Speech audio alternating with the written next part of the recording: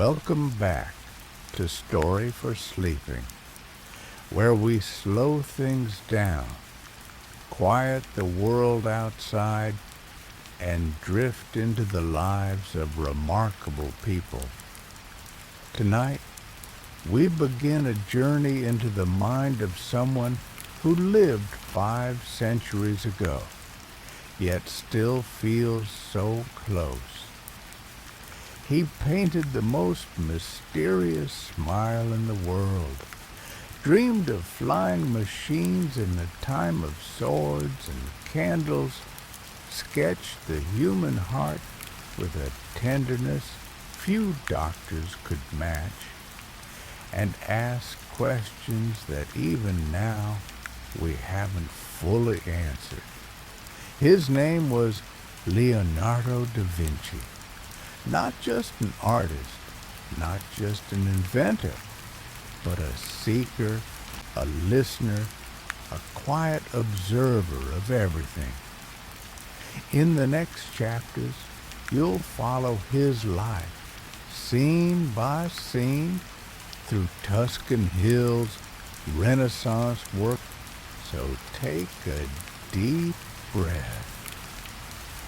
Close your eyes if you'd like, and let us begin the life of Leonardo.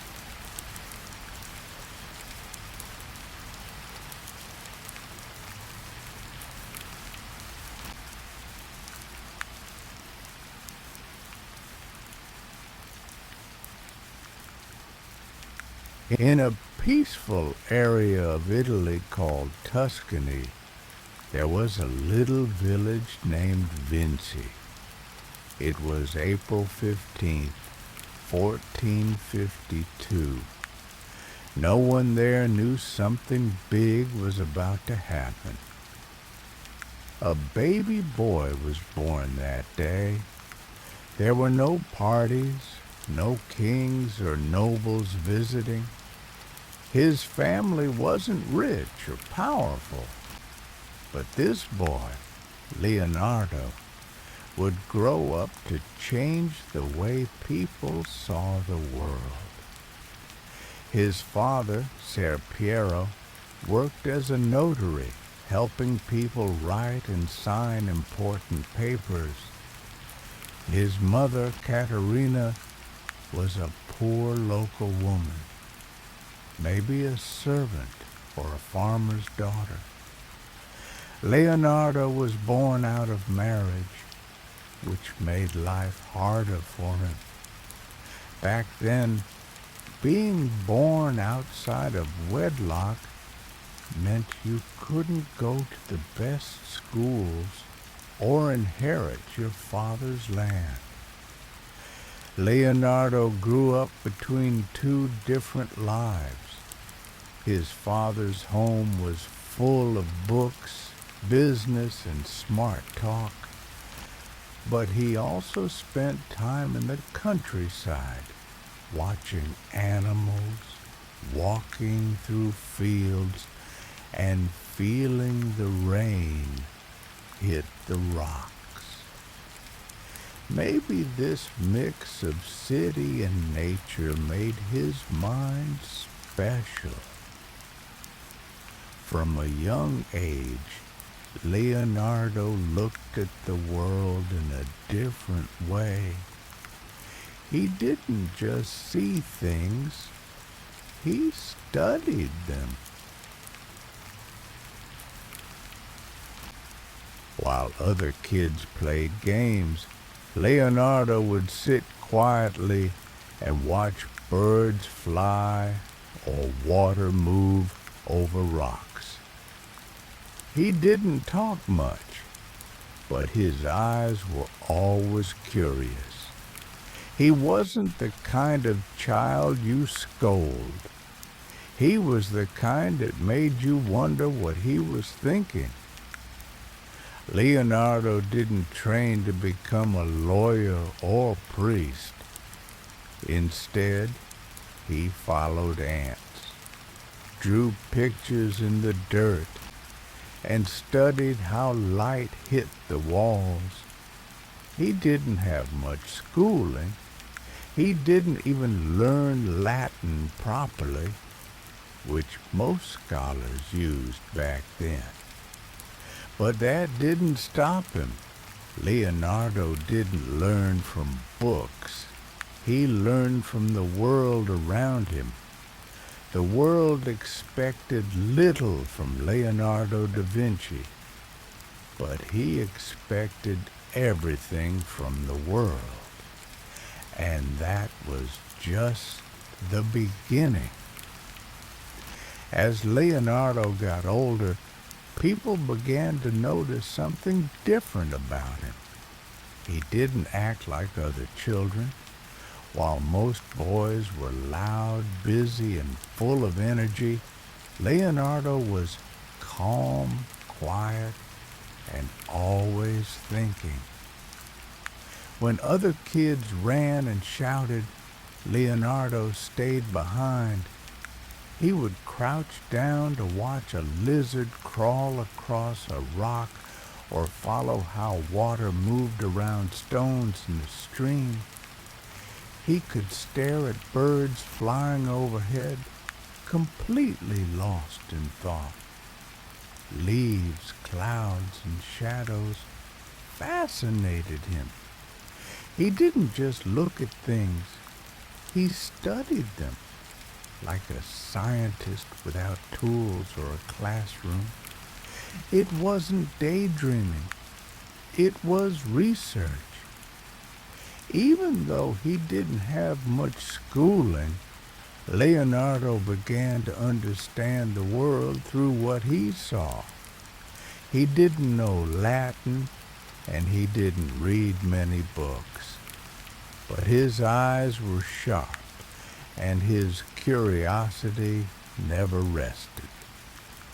At home, he started drawing. Not simple doodles or stick figures, but detailed pictures of animals, people, and plants.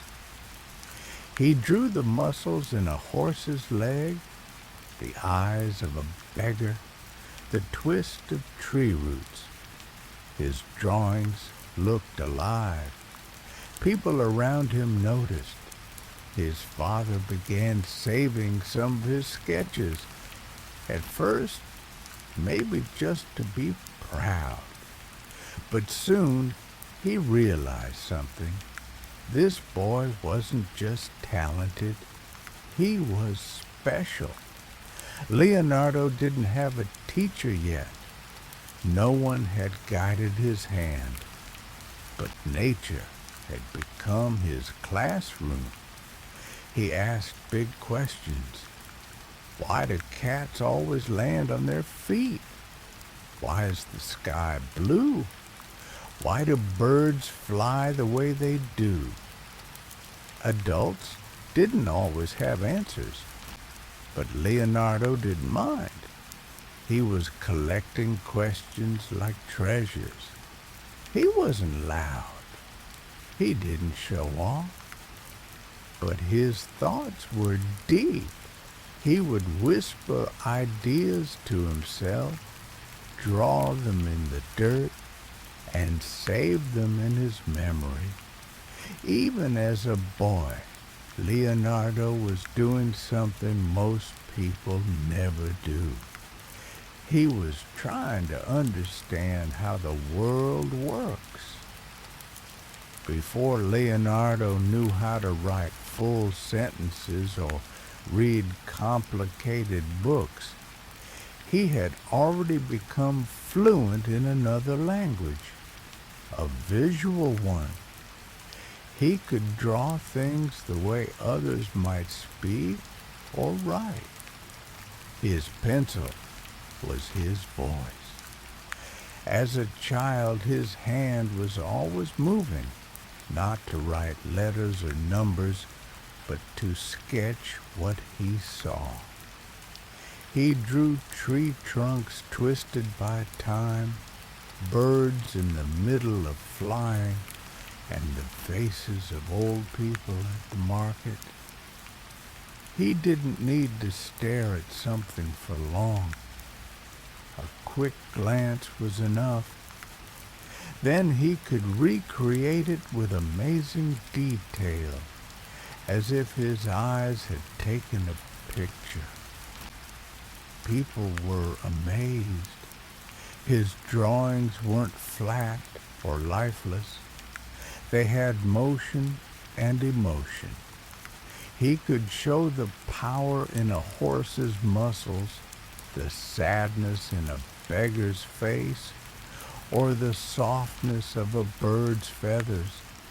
He wasn't copying the world. He was translating it. His father, Ser Piero, began saving these drawings. At first, it might have been just for fun, but soon it became clear. Leonardo had a gift. At the time, the city of Florence was full of great minds. Art and science were everywhere. But because Leonardo was born outside of marriage, he couldn't go to the best schools. He couldn't read Latin, which most smart people used. Still, he didn't seem to care. He wasn't learning from books. He was learning by touching, seeing, and imagining. And every time he picked up a pen, his drawings became better, more exact, more alive. He didn't only draw what he saw, he also drew things from his imagination. Strange animals, machines with gears and ropes, tools that didn't exist yet. Even as a boy, he was mixing art with invention. One story says he painted a shield for someone in his town. But instead of a family symbol, he painted a monster, so scary and full of fire. By the time Leonardo was in his teens, people weren't just curious about his drawings. They were impressed. His talent was no longer just a family secret. His father knew it was time to take the next step. So, when Leonardo was 14, Ser Piero brought his son's drawings to a famous artist in Florence named Andrea del Verrocchio. Verrocchio wasn't just a painter. He was also a sculptor, goldsmith, and engineer. His workshop was a busy place full of young apprentices, tools, and big ideas. Verrocchio looked at Leonardo's work and accepted him right away. This was the beginning of something big. At first, Leonardo didn't start with painting.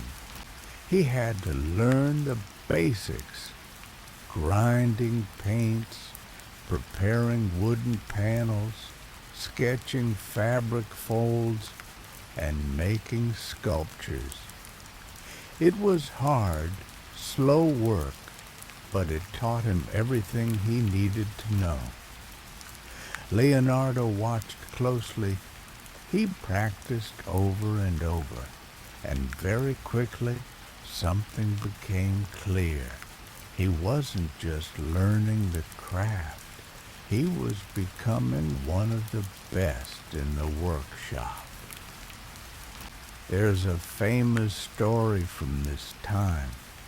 Verrocchio was painting a scene called the Baptism of Christ. He asked Leonardo to paint one of the angels. When it was finished, people said Leonardo's angel looked so beautiful and full of life, that Verrocchio felt embarrassed, and some say he put down his brush forever. Whether the story is true or not, one thing is certain. Leonardo had arrived. In the workshop, surrounded by paint, stone, and metal, Leonardo wasn't just a student anymore. He was turning into a master. His art was full of feeling. He didn't just paint people. He painted the way they moved, the way they breathed, the way they felt. A simple glance, a twist of the hand, or a smile could say everything. But it wasn't just about talent. What made Leonardo different was how he thought. Most artists followed rules passed down for years, rules about perspective, light, and proportion. But Leonardo asked questions. Why do shadows look soft at the edges? How does a smile change from different angles? What makes a body look balanced? At the same time he was painting, he also began studying anatomy, machines, and geometry. He didn't read about these things. He observed them. One day, he'd draw the gears of a machine. Next, the muscles in a horse's leg. He was always switching between art and science. Even his teacher, Verrocchio, started asking for Leonardo's opinion. That's how far he had come. But Leonardo didn't stay for the fame. After some years, he was ready to step out on his own. He left the workshop and began taking his own art jobs. The boy from Vinci had become a name in Florence, but his mind was already thinking bigger. Florence in the late 1400s was a magical place. It was full of art, music, science, and ideas. Everywhere you turned, something beautiful was being created. A statue, a painting, or a new invention. The whole city felt like a museum that was still being built. This was where Leonardo began his life as a full artist. By his early 20s, he had left Verrocchio's workshop and started working on his own. He got commissions to paint altarpieces and portraits. His name was starting to spread. People in Florence knew he was special, but there was a problem. Leonardo didn't always finish his work. It wasn't because he was lazy. It was because he was a perfectionist and very curious. He would start a painting with energy and excitement.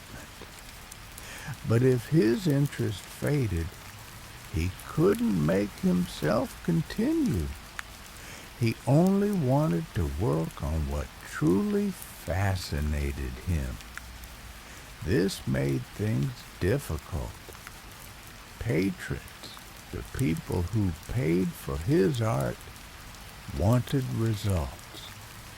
They didn't understand why he kept stopping.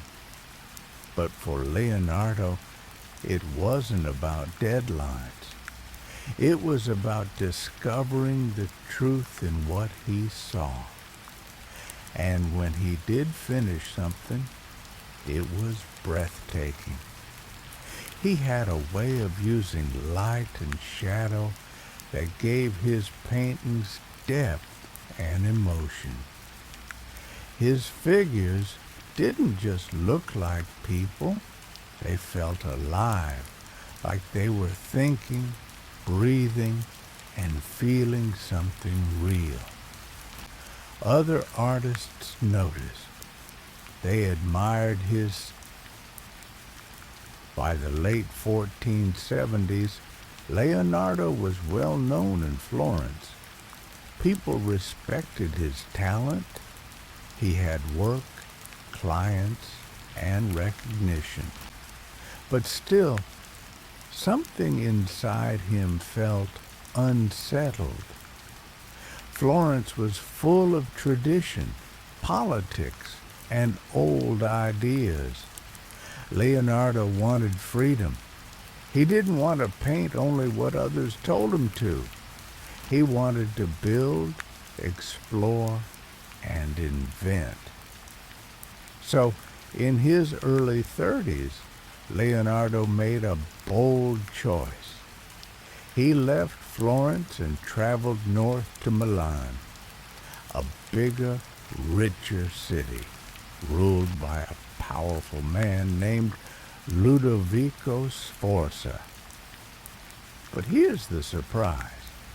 When Leonardo wrote to the Duke of Milan, he didn't talk about his painting skills.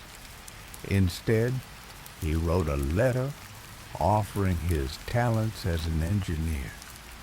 He promised to design bridges, weapons, war machines, and city defenses. He listed all the things he could invent: machines for battle, ways to protect cities, and even ideas for buildings and water systems. Only at the very end of the letter did he mention that he could also paint. This wasn't an accident. It was smart. Leonardo understood Milan. A city of power cared more about machines than masterpieces. Now, Leonardo had something he always wanted: freedom. He wasn't just an artist anymore. He was a court thinker, a designer, a visionary. In Milan, he started drawing incredible machines. Some were real ideas: giant crossbows, tanks, and bridges that soldiers could build quickly. Others were more like dreams, complex devices that no one could actually build at the time. Many of them were never used. Some couldn't be made with the materials of the day. But that didn't matter to Leonardo. He wasn't just building tools, he was building the future. And even though he designed weapons, Leonardo hated war. In his private notes, he wrote about peace and the beauty of nature. Some people think he only designed those weapons to gain trust. He didn't really want them to be used. At the same time, he kept drawing plants, animals, people, and strange inventions. His notebooks were filled with everything: machines, wings, hearts, rivers, buildings. In Milan, he had room to explore all the ideas in his mind. Florence had made him a great artist. But Milan? Milan helped turn him into something more, a man who didn't just paint the world. He reimagined it. In Milan, Leonardo stepped into a city full of big dreams. The Duke, Ludovico Sforza wanted power, protection, and progress, and Leonardo promised to help him do it, not with soldiers, but with ideas. In his notebooks, Leonardo filled pages with designs for amazing machines. There were huge crossbows the size of houses, tanks shaped like turtles with cannons all around, bridges that soldiers could take apart and carry with them, boats with spinning blades, suits for diving underwater, even armored carts with spikes. Some of these inventions were possible. Others were too advanced to build in his time, but all of them showed a powerful mind at work. He was drawing the future, but there was something strange about it all. Leonardo hated violence. In his personal notes, he wrote about the cruelty of war and how it destroys both nature and people. So why did he draw so many weapons? Some historians believe he only designed war machines to get work, to survive in a world ruled by powerful leaders. Others think he used the opportunity to study movement, force, and physics under the name of military engineering. Maybe deep down, he hoped his ideas would never be used. Even while sketching tools of battle, he never stopped being curious about life. His notebooks also showed drawings of flowers, human muscles, birds, flowing water, and puzzles of geometry. He even helped plan plays and festivals.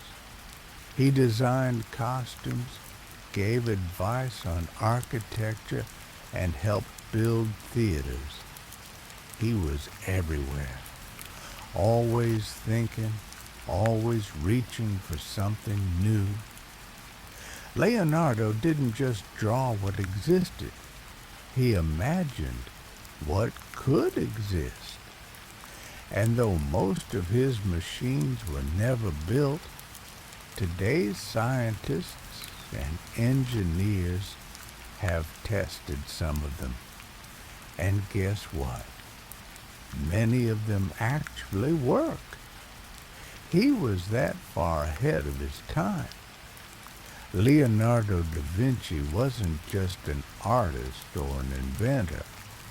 He was a man who could turn his imagination into blueprints. And in a world built on swords and power, that made him someone truly rare and unforgettable. To most people in Milan, Leonardo was a painter. Others saw him as an engineer. But those titles didn't come close to describing what was really happening inside his mind. Leonardo was building an entire world, one page at a time, in his notebooks. He wrote everything down, his thoughts, his questions, his ideas. His sketches were tiny and detailed, often surrounded by lines of writing that seemed strange at first glance. That's because he wrote backwards, from right to left, in mirror writing. Some people thought it was a secret code, but it wasn't. Leonardo was left-handed, and writing that way kept the ink from smudging. Simple, yet brilliant. Still, his notebooks were private. He didn't write them for the world. He wrote them for himself. And what a world they showed. One page might have a flying machine based on the wings of a bat. The next, a robot that could move its arms. Then a drawing of a human heart, followed by notes on how water flows through rivers. There were no chapters, no order, just idea after idea flowing from his imagination. He studied how birds flew, how clouds formed, how muscles stretched. He drew a helicopter, a scuba suit, even a spring-powered cart, a kind of early car. These weren't copies. He didn't take them from other people. They were his ideas, and they were hundreds of years ahead of their time. But here's the twist. Leonardo never published them. He didn't rush to share his inventions with kings or scientists. He didn't build most of the machines he imagined. Why? Maybe he worried his war machines would be misused. Maybe he thought the world wasn't ready. Or maybe he just wasn't finished understanding them himself. For Leonardo, the goal wasn't fame. It wasn't even success. It was discovery. Today, we know that over 7,000 pages of his notebooks still exist. But there may have been many more, now lost to time. And yet, even the ones we do have are proof of something incredible. Leonardo, in a quiet building in Milan, monks would gather every day to eat their meals. The room was simple, a place for reflection and silence. But one wall would soon become home to something unforgettable. Duke Ludovico Sforza had asked Leonardo da Vinci to paint a mural. The subject, the Last Supper, the moment when Jesus tells his disciples that one of them will betray him.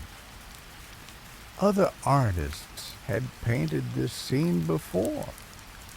Usually they showed calm faces, neat rows, and a peaceful mood. But Leonardo saw something more.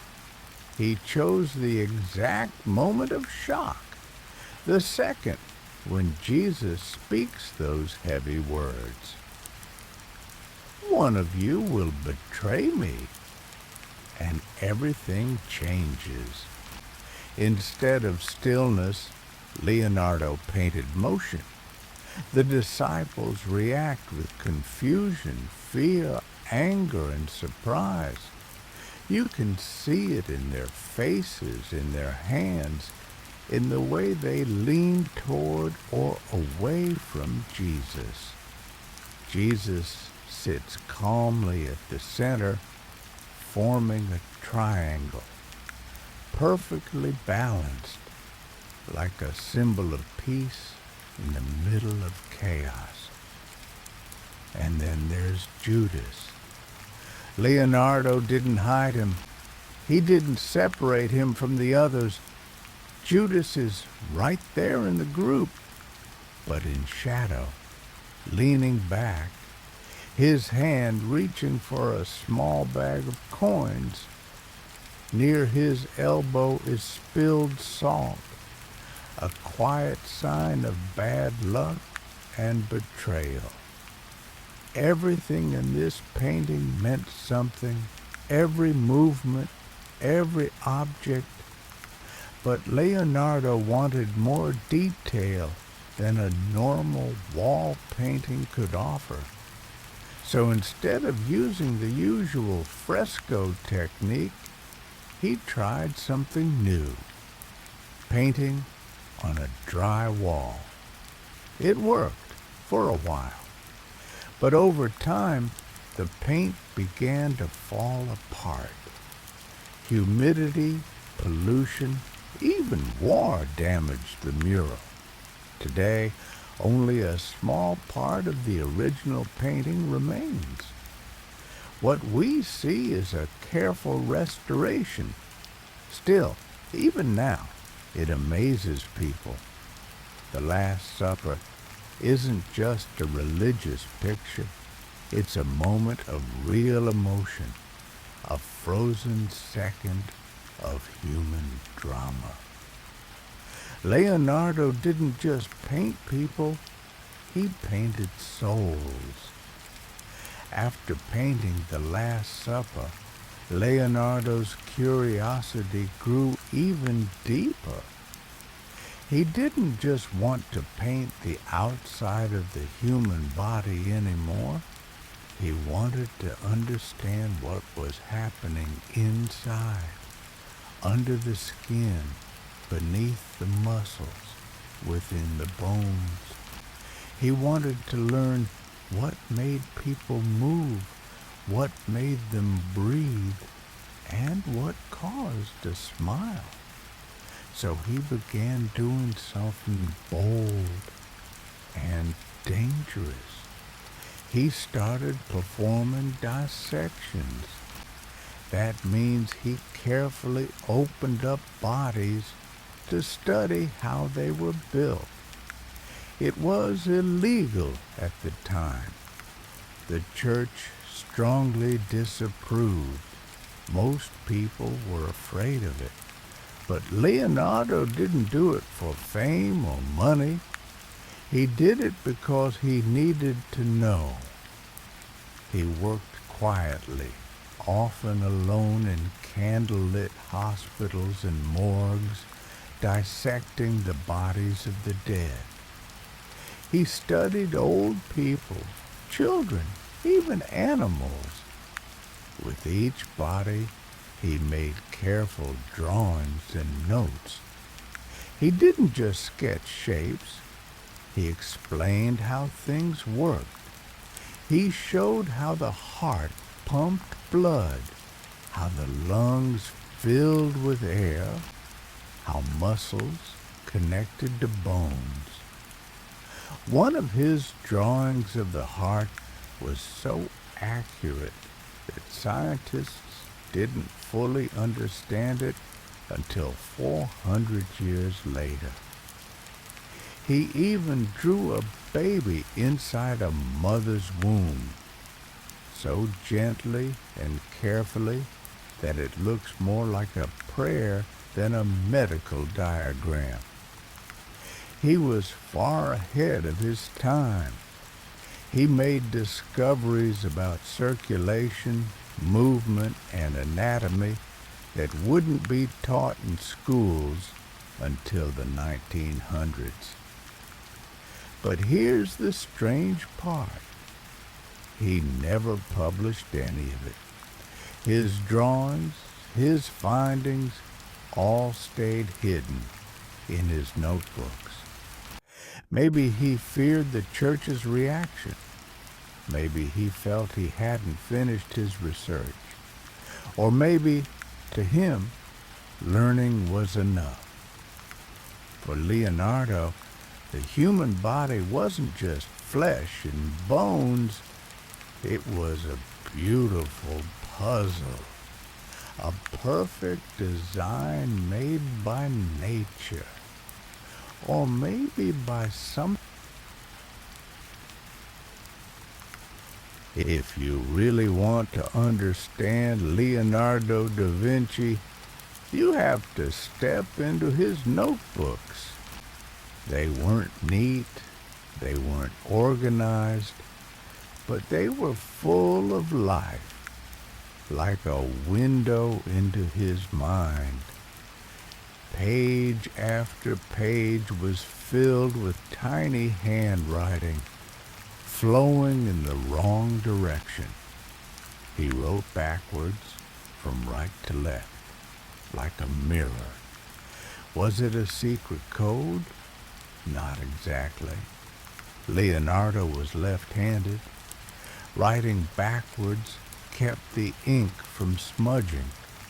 It was practical, not mysterious, but it had an unexpected effect. Almost no one else could read his writing. That was fine with him. His notebooks weren't made for the world. They were made for himself. And they held everything. One page might show a flower drawn with perfect symmetry. Next, a diagram of a machine. Then, a study of the muscles in the face. Then, a note about how water flows. Then a joke or a riddle. There was no order. He followed his thoughts wherever they went. He asked himself questions in the margins. Why do people yawn? Why is the sky blue? Where does the soul live in the body? He made lists of things he wanted to learn. Dissect a lion. Watch how cats land on their feet. Measure a crocodile's jaw. Study the moon's reflection on water. He wrote about science, nature, music, machines, and people. He wasn't showing off. He was thinking out loud. These pages weren't just notes. They were mirrors of his mind. And yet, he kept them hidden. He never published his findings. He didn't look for praise. Why? Because for Leonardo, the goal was never to impress. It was to understand. And in those notebooks, that's exactly what he was doing. Chasing understanding, one sketch, one thought at a time.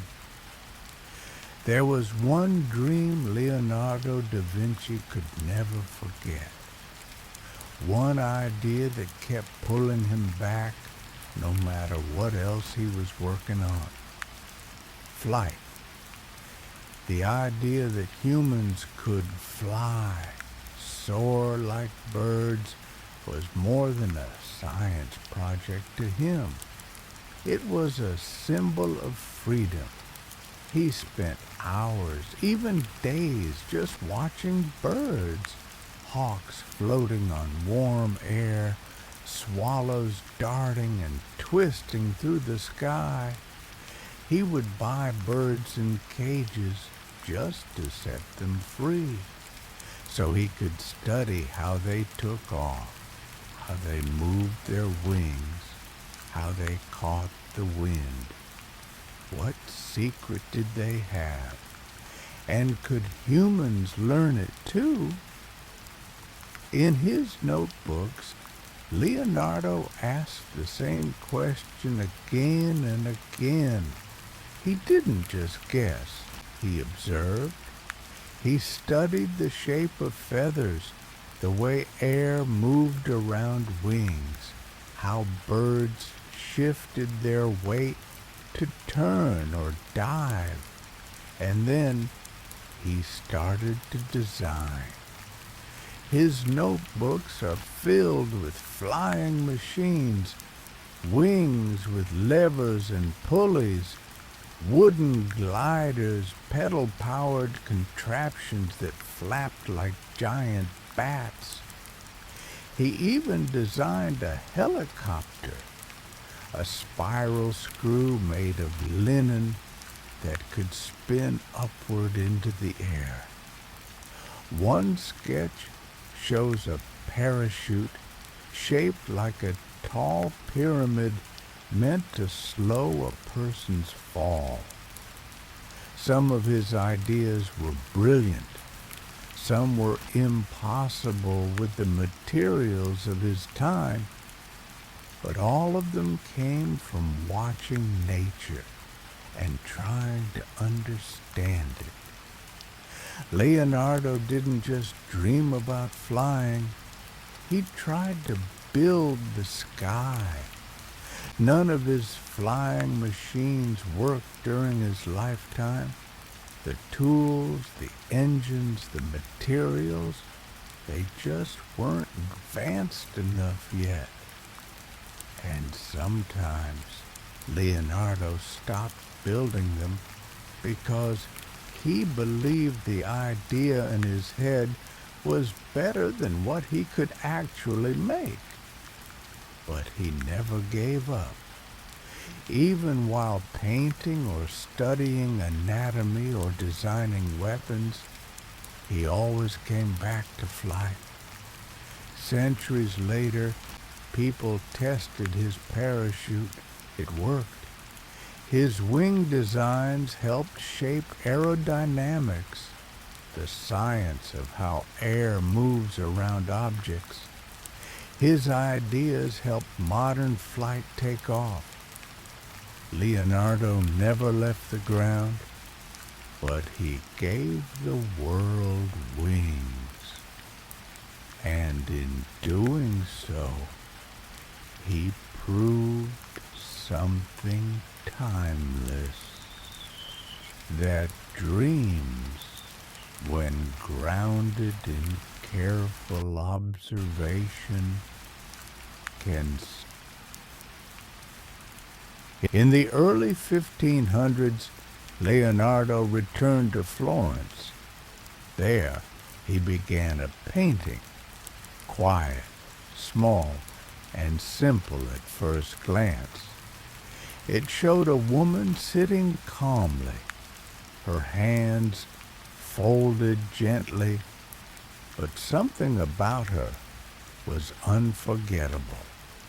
Her name was Lisa Gherardini, the wife of a rich merchant, but the world would come to know her as the Mona Lisa. Leonardo didn't rush. He painted slowly, using thin layers of oil to build depth and light.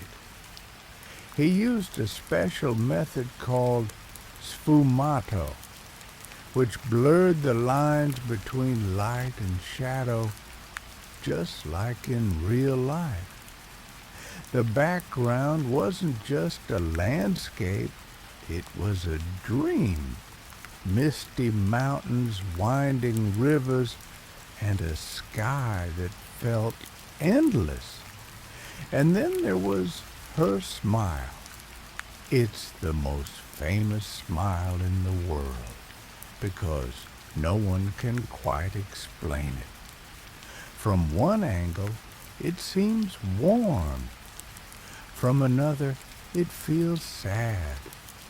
It shifts with the light, with your mood, with your distance from the painting. Leonardo studied every muscle in the face to get that effect. He didn't just paint an expression. He painted a moment in between expressions, something alive, changing, and real. He worked on the Mona Lisa for years. He never delivered it to the person who paid for it. He kept it with him wherever he went. Why? Maybe it became more than just a portrait. Maybe it became personal, a mirror of his own thinking, a blend of mystery, science, and feeling. The Mona Lisa doesn't give you answers. It makes you ask questions. What is she thinking? Why is she smiling? Is she smiling at us or at something else? And that's why people still stand in front of her today, searching. Leonardo didn't just create a painting, he created a puzzle that never ends.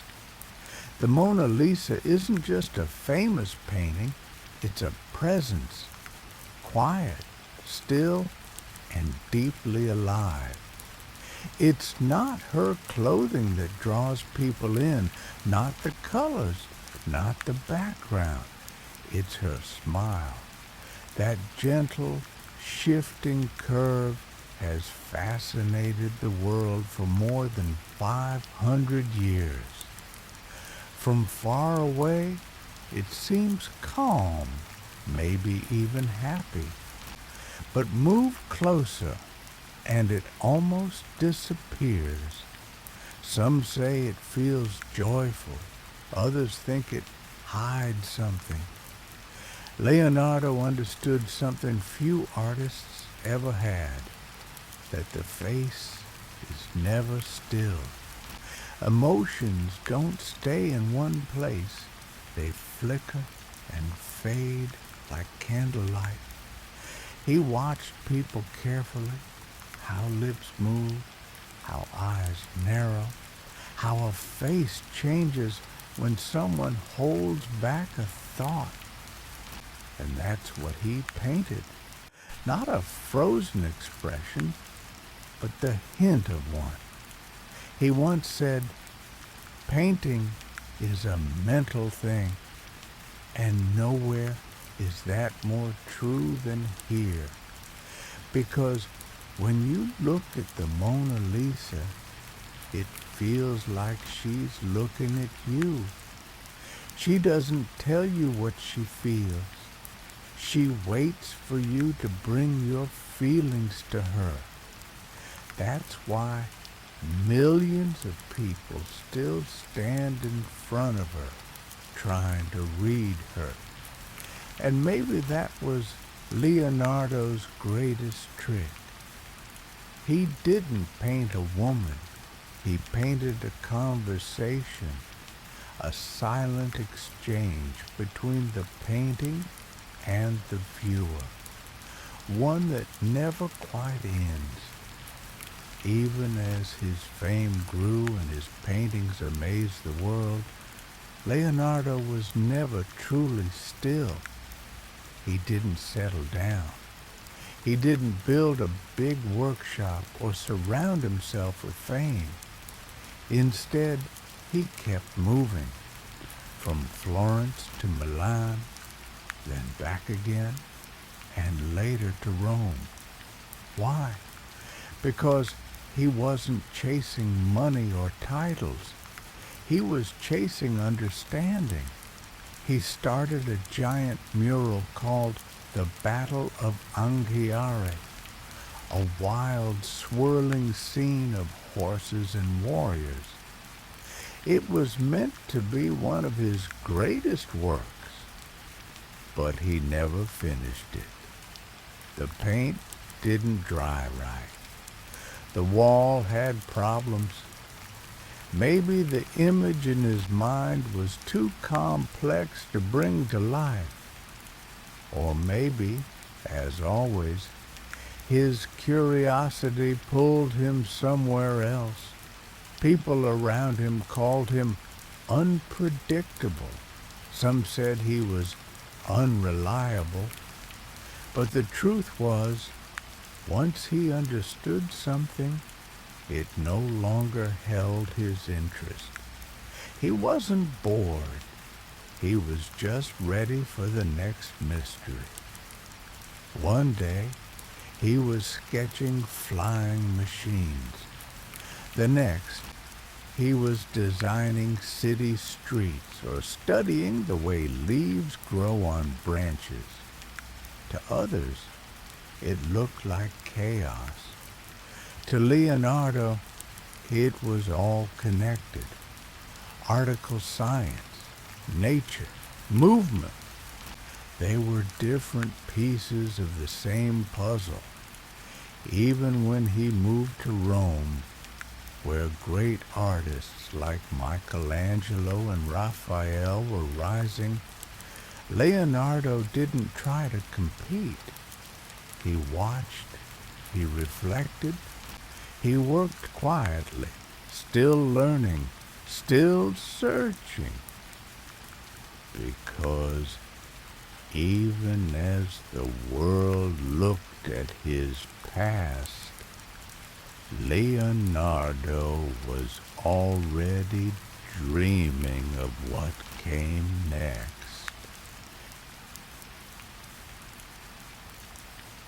In 1513, Leonardo moved to Rome. It was the center of the Renaissance, where art, power, and religion all came together. Popes, nobles, and artists filled the city with grand ideas and even grander buildings. Michelangelo was painting the Sistine Chapel. Raphael was decorating rooms in the Vatican. But Leonardo, he was older now, in his 60s. He wasn't given big projects. He had a small workshop, a few tools, and a quiet place to work. He was still famous, but the spotlight had moved to the next generation. Rome wanted boldness, drama, and speed. Leonardo offered something different: silence, patience, deep thinking. He continued his studies, drawing machines, planning canals, exploring how light works. He dissected more bodies in secret, still trying to understand the human form. But something had changed. The church was growing more careful. Ideas like human dissection, questions about Earth's age, and theories about nature were becoming dangerous. So Leonardo worked quietly. He didn't fight for attention. He didn't argue with other artists. While others battled for fame, he simply kept thinking. He believed nature, not dogma, held the real answers. To Leonardo, truth wasn't written in books or laws. It was written in the way water flowed, how light bent, how a bird flew. In the city of popes and palaces, Leonardo didn't build a monument. He built something greater, a mind that never stopped asking why. As time passed, Leonardo spoke less, but he thought more than ever. His hair had turned white. His hands weren't as steady, but his eyes still searched the world like they always had. He didn't marry. He had no children. His private life remained quiet and a little mysterious. But he wasn't alone. Two people stayed close to him. One was Francesco Melzi, a young nobleman who became Leonardo's student and most trusted friend. He helped organize papers, carried supplies, and listened closely to every idea. To Melzi, Leonardo gave his notebooks, his life's work. The other was Salai, a former student known for being wild and mischievous. Their relationship was long, sometimes rocky, but always close. Leonardo didn't need crowds. He chose his companions carefully. He spent these final years drawing, studying, and reflecting. His notebooks were full, overflowing with ideas, designs, poems, and puzzles. One day, he would draw a river, the next, a dream for a flying city, then a joke about human nature. He even wrote about death, but not with fear. He wrote, "Just as a well-spent day brings happy sleep, so a well-used life brings a happy death." Leonardo had spent his life chasing knowledge, not fame, not wealth. And now, near the end, he felt peace. He had explored so many questions, and still he was searching. Even as his body slowed, his mind moved like lightning. In a quiet room filled with sketches and sunlight, Leonardo da Vinci kept doing what he had done since he was a boy. He kept paying attention. In 1516, a new door opened for Leonardo. King Francis I of France had heard of Leonardo's genius. He was young, curious, and loved the arts. He didn't just want Leonardo's paintings. He wanted Leonardo himself. He invited the old master to France. He gave him a lovely home near the king's chateau in Amboise, a team of helpers, and most importantly, freedom. No deadlines, no pressure, just time to think, draw, and explore. Leonardo crossed the Alps on a mule, bringing with him his notebooks, a few trusted assistants, and 3 of his paintings, including the Mona Lisa. He moved into a small but elegant house called Clos Lucé. The king often visited. They would walk through gardens together, talking about art, nature, science, and dreams. King Francis once said, "There has never been another man born in the world who knew as much as Leonardo." In France, Leonardo didn't paint much. His right hand was growing weak, likely from a stroke. But his mind was still sharp. He drew buildings, planned gardens, designed palaces, and imagined machines powered by wind and water. He wasn't chasing greatness anymore. He was enjoying it.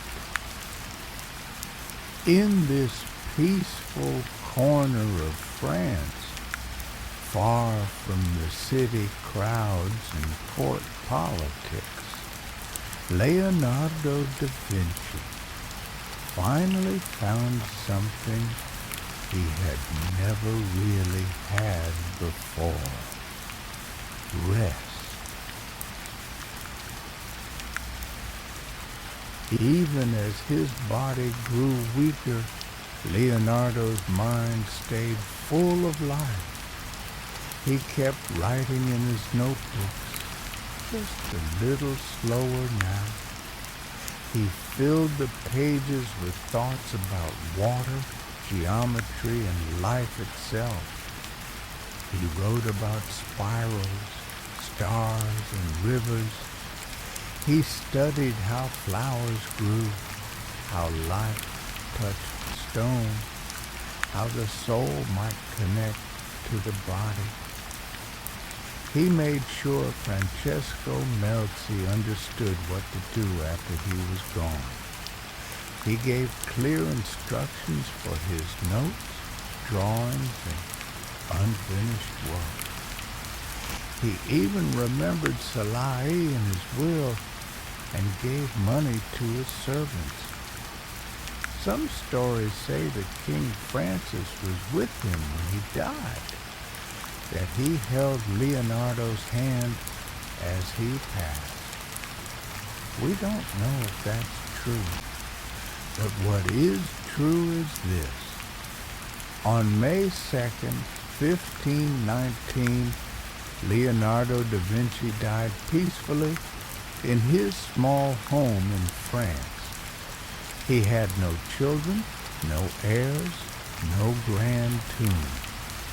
But he left something greater, a mind that never stopped wondering, a life spent in awe of the world. He didn't chase power or riches, he chased the truth. And in the end, that was enough. After Leonardo da Vinci died, the world didn't fully realize what it had lost. There were no great statues built in his name, no museum to hold his works.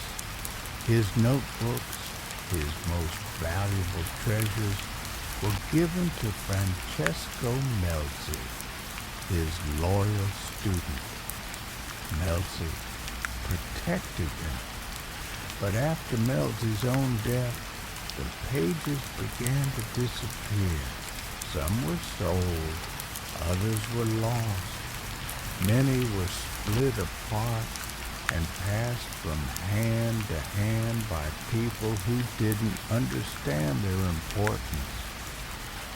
For hundreds of years, the full picture of Leonardo's genius was hidden. People remembered him as a painter, the man who created the Mona Lisa and the Last Supper. But they didn't yet know the rest. They didn't know he had designed helicopters 400 years before flight, that he had studied the human heart with accuracy modern doctors admire, that he had drawn solar systems, sketched machines, and imagined underwater diving suits. In time, his notebooks were slowly rediscovered. Piece by piece, page by page, the world began to understand who Leonardo really was. Not just a great artist, but a visionary.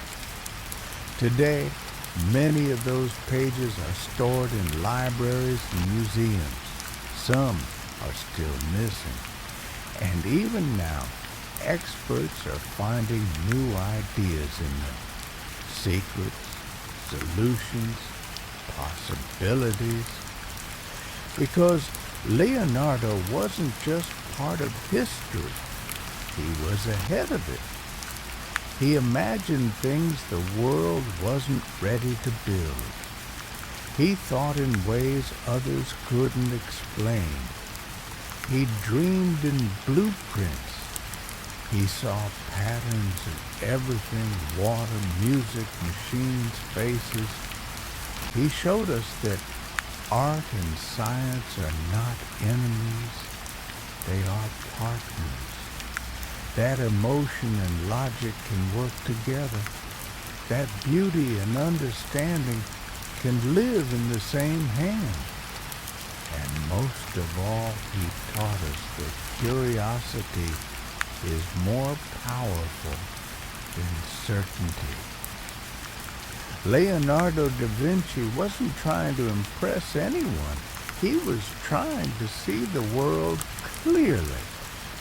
And because he followed that path with honesty, patience, and wonder, he left behind something far greater than any empire or crown. He left behind a way of thinking, a way of seeing, a legacy made of questions that still call out to us today